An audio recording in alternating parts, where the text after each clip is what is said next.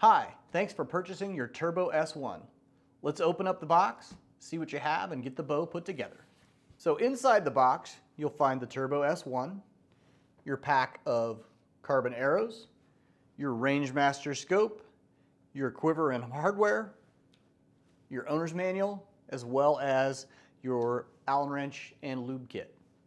There's really not a lot to put together with this bow. The main two things are going to be to put the scope on and then to go ahead and mount the quiver as well. To mount the quiver, it's initially going to be set up for a right-handed shooter. Right-handed shooters typically are going to have that quiver come down the right-hand side of the bow. That way when you shoulder it, your left hand doesn't hit the arrows or anything like that. And so upside down, it's going to come down the left side of the bow. You're going to just loosen this thumb screw. And this bracket will come out. So once you've got the thumb screw loosened, just pivot that bracket over the top of the Picatinny rail. Tighten that thumb screw back up and you're all set. To take the quiver off of the quiver bracket, you're just going to depress the end of that quiver bracket and the quiver will slide right out. Then to slide it back in, just align the triangles on the quiver bracket with the quiver, push the button in, slide the quiver in, and then release it, and it'll lock right in place.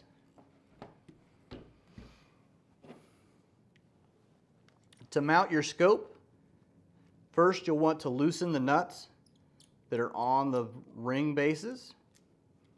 You don't have to take them off, but make sure they're quite a ways turned out. You'll want to make sure that the objective lens is facing towards the bow assembly and the eyepiece is on the back.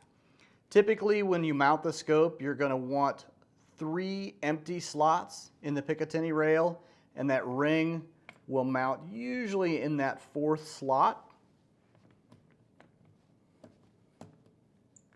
And you'll want to make sure that those rings drop into the grooves in that Picatinny rail.